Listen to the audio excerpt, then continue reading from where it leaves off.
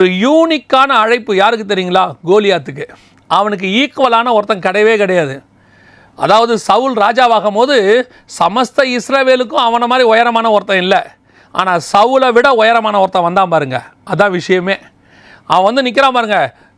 கோலியாத் அளவில் அதான் யூனிக்கான அழைப்பு. அவன் அளவில் அவன் பாயிண்ட் ஆஃப் வியூவில் பார்த்தீங்கன்னா அவன் ஒரு யூனிக்கான அழைப்பு. அவனை மாதிரி ஒருத்தன் கிடையவே கிடையாது. ஜெயிண்ட் அவன் நம்பினது ஈட்டியை, அவன் நம்பினது கேடகத்தை, அவன் நம்பினது பட்டயத்தை.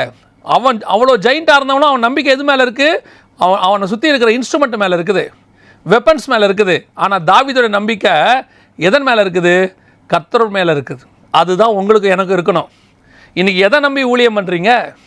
யாரை நம்பி ஊழியம் பண்ணுறீங்க? யாரை நம்பி பிஸ்னஸ் செய்கிறீங்க? பிஸ்னஸ்ஸு அங்கே இருக்கிற ஒர்க்கர்ஸ் தேவை, ஆலோசனை கொடுக்குறவங்க தேவை, நமக்கு கூட ஹெல்ப் பண்ணுறவங்க தேவை. ஆனால் என்னுடைய நம்பிக்கை கர்த்தர் பேரில். ஏன் தெரியுமா?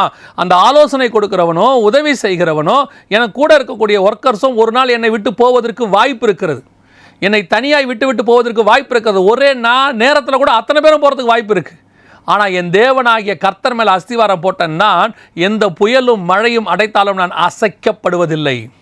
ஊழியத்தின் பாதையில் நீங்கள் வரும்போது உங்களை விட்டு போவதற்கு நிறைய பேர் இருப்பாங்க, ஏமாத்துறதுக்கு நிறைய பேர் இருப்பாங்க, உங்களை ஏளனமாக பேசுறதுக்கு நிறைய பேர் இருப்பாங்க. தனித்து விடப்படுவீங்க, யாருமே இல்லைம்பீங்க. அந்த நேரத்தில் உங்களுக்கு யார் இருப்பா தெரியுமா? உன் தேவனாகிய கர்த்தர் ஒருவரே உன்னோடு கூட இருந்தார். அதுதான் அஸ்திவாரம், அதுதான் பேஸ். அந்த பேஸ் மேலே நம்ம லைஃப் ஸ்டைல் இருக்கணும். அதுதான் ரொம்ப முக்கியம். இன்றைக்கி வரவங்க எல்லாருமே ஏதோ ஒன்று மேலே தங்களுடைய பேஸை போட்டுக்கிட்டு வராங்க. படிப்பின் மேலேயோ, தங்கிட்ட இருக்கிற சர்டிஃபிகேட் மேலேயோ, அல்லது தங்கிட்ட இருக்கிற டேலண்ட்ஸ் மேலேயோ, அல்லது நமக்கு பின்புலமாக இருக்கக்கூடியதான ஃபேமிலியோ, அல்லது பின்புலமாக இருக்கக்கூடியதான யாரோ ஒருத்தர் இல்லைங்க.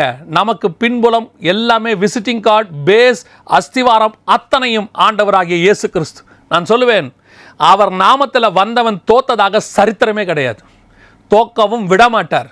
அது எதிரில் நிற்கிறது கோலியாத்தாக இருக்கட்டும், ஏனோக்ஸின் புத்திரராகிய ராட்சதராக இருக்கட்டும், எதிரில் நிற்கிறது செங்கடலாக இருக்கட்டும், எதிரில் நிற்கிறது எரிகோ கோட்டையாக இருக்கட்டும், ஜெயமோ கர்த்தரால் வரும்.